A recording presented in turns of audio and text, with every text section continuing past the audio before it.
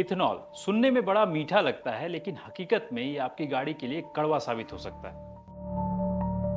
दोस्तों, अगर आपके पापा मंत्री हों और आपकी कंपनी का प्रॉफिट एक साल में 2800% बढ़ जाए, तो इसे आप बिजनेस कहेंगे या कॉन्फ्लिक्ट ऑफ इंटरेस्ट? E20 को इको फ्रेंडली बताया जा रहा है, लेकिन भाई सवाल ये है, क्या ये कार फ्रेंडली भी है? E20 सुनने में बड़ा मॉडर्न लगता है, लेकिन कई एक्सपर्ट्स कहते हैं ये एक टाइम बॉम्ब है जो धीरे धीरे फटेगा।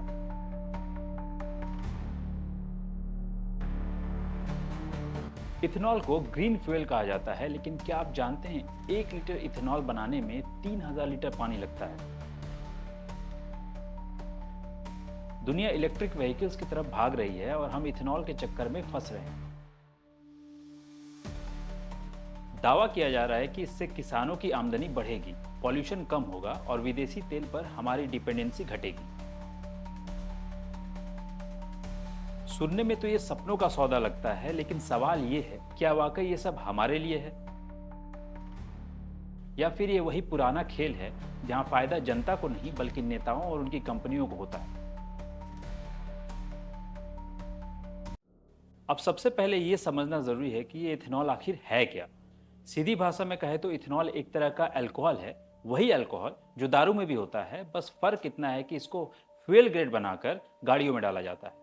तो चलिए देखते हैं इथेनॉल बनता कैसे है। गन्ना, मक्का, चावल और यहाँ तक कि गेहूं जैसे अनाजों से, इन फसलों से निकली शक्कर या स्टार्च को फर्मेंट करके इथेनॉल तैयार किया जाता है। इथेनॉल को ग्रीन फ्यूल कहा जाता है, लेकिन हकीकत यह है कि 1 लीटर इथेनॉल बनाने में करीब 2500 से 3000 लीटर पानी लगता है। सोचिए, फ्यूल की कीमत पर हम अपनी जमीन का पानी बेच रहे हैं। भारत जैसे देश में जहां हर साल आधा दर्जन राज्य सूखे से जूझते हैं, वहां इथेनॉल को मास स्केल पर बनाना पानी की तिजोरी खाली करने जैसा है। शुगर केन इथेनॉल का सबसे बड़ा सोर्स एक ऐसा क्रॉप है जो अकेला भारत की खेती वाले फ्रेश वाटर का 70% तक पानी पी जाता है। इथेनॉल ब्लेंडिंग से पॉल्यूशन घट सकता है, लेकिन अगर पानी ही खत्म हो गया तो फ्यूचर में फ्यूल से ज्यादा जरूरी पीने का पानी ढूंढना पड़ेगा। सवाल ये है, क्या हम तेल की डिपेंडेंसी घटाने के चक्कर में पानी पर डिपेंडेंसी बढ़ा रहे हैं? अब जरा दुनिया पर नजर डालते हैं। ब्राजील ने 1970 से ही पेट्रोल में इथेनॉल मिलाना शुरू कर दिया था। वहाँ आज भी ज़्यादातर गाड़ियाँ इथेनॉल या इथेनॉल ब्लेंडेड पेट्रोल पर चलती हैं। अमेरिका कॉर्न से इथेनॉल बनाता है और ये दुनिया का सबसे बड़ा इथेनॉल प्रोड्यूसर है। और भारत, हम इथेनॉल ज़्यादातर गन्ने और चावल से बनाते हैं। यानी सुनने में ये फ्यूल बड़ा सिंपल लगता है, लेकिन इसके पीछे खेती, इंडस्ट्री और पॉलिटिक्स तीनों की बहुत बड़ी कहानी छुपी है। अब जरा भारत की प्लान की बात करते हैं। सरकार ने कहा था कि 2030 तक पेट्रोल में 20% इथेनॉल मिलाया जाएगा, लेकिन अचानक इसे 5 साल पहले खिसकाकर 2025 कर दिया गया।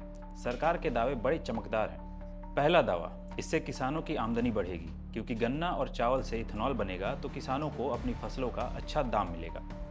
दूसरा दावा, हमारा ऑयल इंपोर्ट कम होगा। आज भारत हर साल लाखों करोड़ रुपए का कच्चा तेल यानी क्रूड ऑयल बाहर से खरीदता है। अगर हम 20% इथेनॉल मिला दें तो तेल का बिल थोड़ा हल्का हो जाएगा।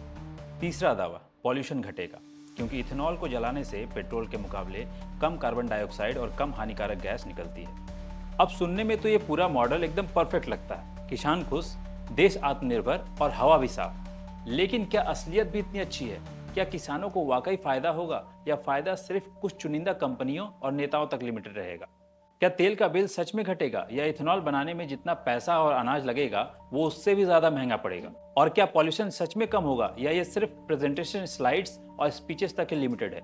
यानी सवाल ये है, E20 फ्यूल हमारे लिए वरदान है या फिर एक नया जाल? सरकार कहती है इथेनॉल से किसानों को सीधा फायदा होगा, लेकिन जरा ग्राउंड रियलिटी देखें। आज भी शुगर मिल्स किसानों से गन्ना खरीदती हैं और पेमेंट महीनों तक अटकाए रखती हैं। भारत में हर साल करोड़ों रुपए का गन्ना भुगतान बकाया रहता है। अब सवाल ये है, जब यही शुगर मिल्स इथेनॉल बनाएंगी और वही इथेनॉल सरकार खरीदेगी, तो फायदा किसको होगा?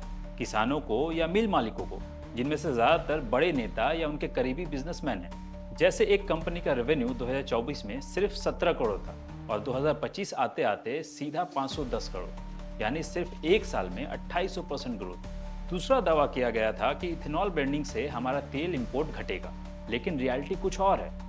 ये सही है कि अगर हम पेट्रोल में इथेनॉल मिलाएंगे तो क्रूड ऑयल का इंपोर्ट कुछ हद तक कम होगा। भारत में फ्यूल ब्लेंडिंग के लिए इथेनॉल इंपोर्ट ऑफिशियली बैंड है, लेकिन इंडस्ट्रियल यूज़ के लिए भारत ने हाल के सालों में अमेरिका और ब्राज़ील जैसे देशों से इथेनॉल इंपोर्ट किया है।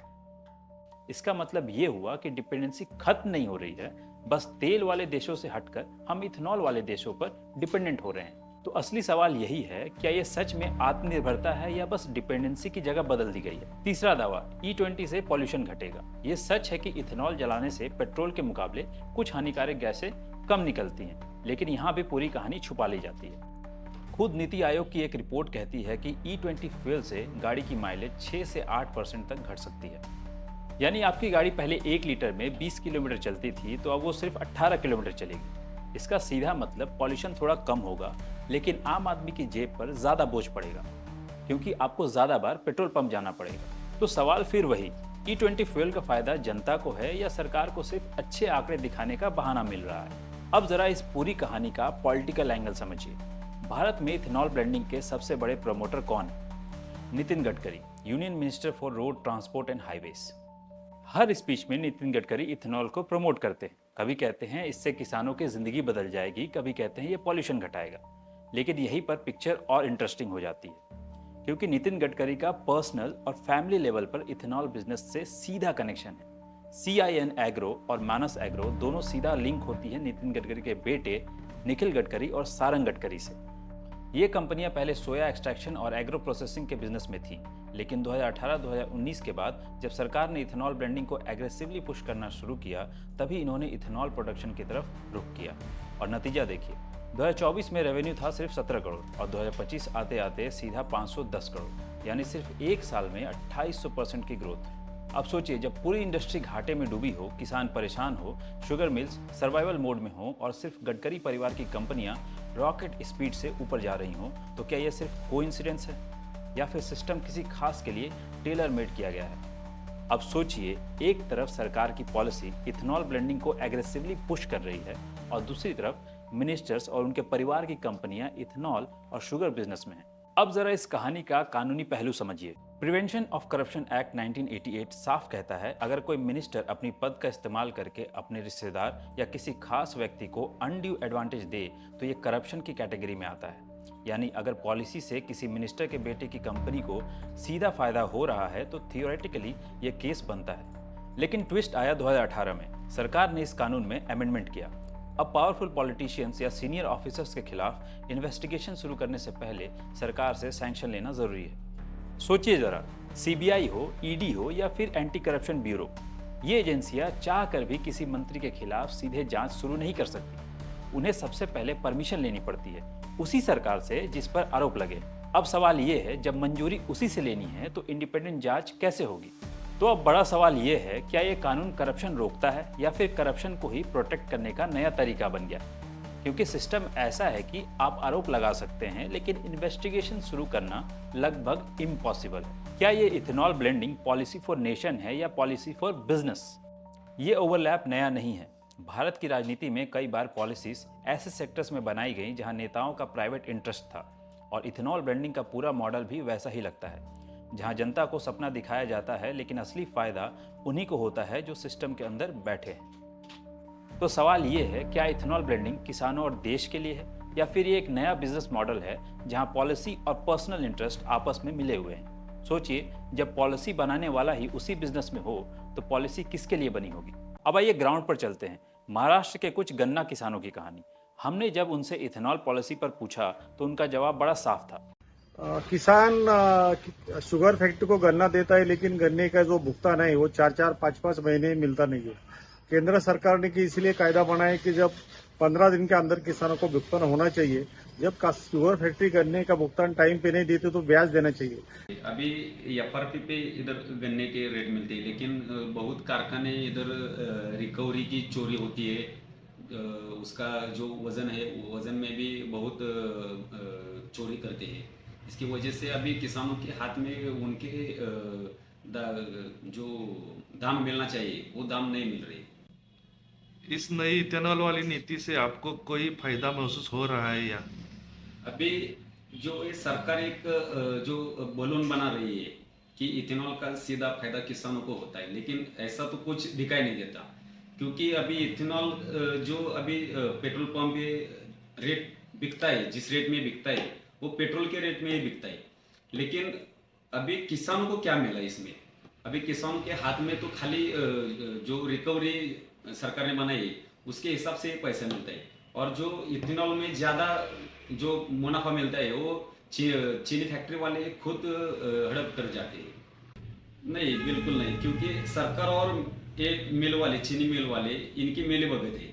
क्योंकि अभी हमारे किसान नेता राजू शेट्टी साहब ने इसके तहत एक याचिका दाखिल की थी कोर्ट में, और उसका निकाल भी किसानों की तरफ से लगा था। लेकिन फिर भी ये सरकार और चीनी मिल वालों ने पैसा रोकने का जुगाड़ बनाया है। इसलिए ये जो सरकार और चीनी मिल वाले हैं ये दोनों एक ही है, ये खाली किसानों को गन्ने की तरफ चूस लेते हैं।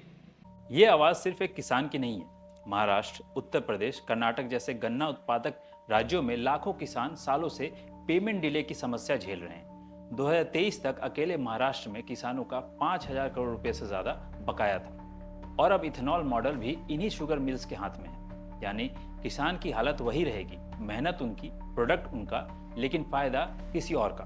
सरकार किसानों के लिए कितनी भी पॉलिसीज क्यों ना बना ले, जब तक किसान के पास अपनी उपज स्टोर करने की सुविधा नहीं होगी तब तक उनके पास बार्गेनिंग पावर भी नहीं आएगी। आज की हकीकत यह है कि किसान को फसल कटते ही बेचनी पड़ती है, क्योंकि घर पर रखने की जगह नहीं, कोल्ड स्टोरेज या वेयरहाउस नहीं, और मंडियों में फैसिलिटीज बेहद खराब। नतीजा ये है कि किसान मजबूरी में अपनी फसल कम दामों पर, कई बार तो MSP से भी नीचे में बेच देता है, वरना फसल सड़ जाएगी या धूप या बरसात में खराब हो जाएगी। और जब किसान मजबूरी में फसल बेच देता है तो असली फायदा मिडिलमैन और बिग कॉर्पोरेट्स उठा लेते हैं।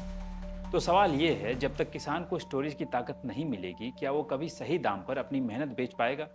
पॉलिसीज सिर्फ कागज पर रह जाएंगी और किसान अपनी ही उपज के खेल में हमेशा सबसे कमजोर खिलाड़ी बनकर रह जाएगा। अब चलिए नजर डालते हैं ब्राजील पर, दुनिया का सबसे बड़ा सक्सेस स्टोरी जब बात इथेनॉल की आती है। ब्राजील ने 1970s में ही इथेनॉल ब्लेंडिंग शुरू कर दी थी। आज वहाँ की ज़्यादातर गाड़ियाँ फ्लेक्स फ्यूल है, जो पेट्रोल और इथेनॉल दोनों पर चल सकती हैं। लेकिन ब्राज़ील की सक्सेस स्टोरी के पीछे एक बड़ा कारण है, वहाँ एग्रीकल्चर लैंड और रिसोर्सेस बहुत ज़्यादा हैं। ब्राज़ील के पास इतना शुगर केन प्रोडक्शन है कि वो आसानी से इथेनॉल बना सकता है, और फिर भी फूड सिक्योरिटी कॉम्प्रोमाइज़ नहीं होती।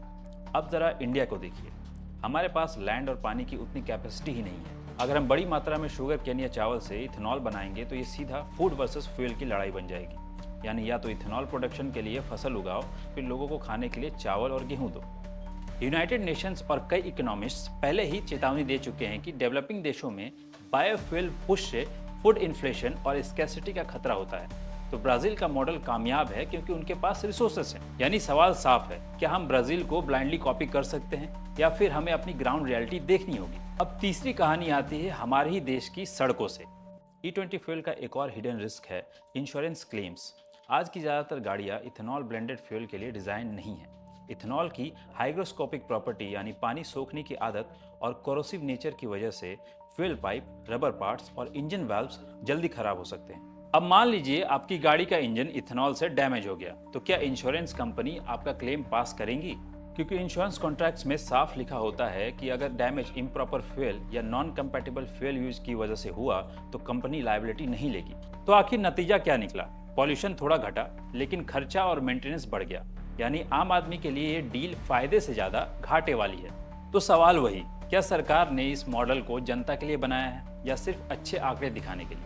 तो चलिए अब पूरी कहानी को एक बार फिर से जल्दी से समझते हैं। किसान को फायदा थोड़ा बहुत होगा, लेकिन पेमेंट डिले और शुगर मिल्स की मोनोपोली के चलते असली फायदा उनसे छीन सकता है। जनता को फायदा उल्टा नुकसान, माइलेज घटेगा, मेंटेनेंस बढ़ेगी और फ्लेक्स फ्यूल कारें महंगी होंगी। सरकार का फायदा पॉलिटिकल क्रेडिट मिलेगा, हमने पॉल्यूशन घटाया, इंपोर्ट कम किया, ये लाइन हर स्पीच में दोहराई जाएगी। और असली फायदा किसका? लीडर्स और उनकी कंपनियों का, क्योंकि नीतियां वही बन रही हैं जहां नेताओं के फैसले और प्राइवेट बिजनेस के इंटरेस्ट दोनों आपस में टकराते नहीं बल्कि मिल जाते हैं। सरकार कह रही है कि इथेनॉल से किसान का भविष्य बदलेगा, लेकिन शायद हकीकत में ये किसान का नहीं, नेताओं और उनकी कंपनियों का भविष्य बदलेगा। E20 सच में सॉल्यूशन है या एक नया स्कैम, ये आने वाला साल तय करेगा। लेकिन एक बात साफ है, इसका असर सबसे ज्यादा आपकी जेब और आपके खेत पर पड़ेगा। तो आपका क्या मानना है? E20 भारत का भविष्य है या फिर एक नया झूठा सपना?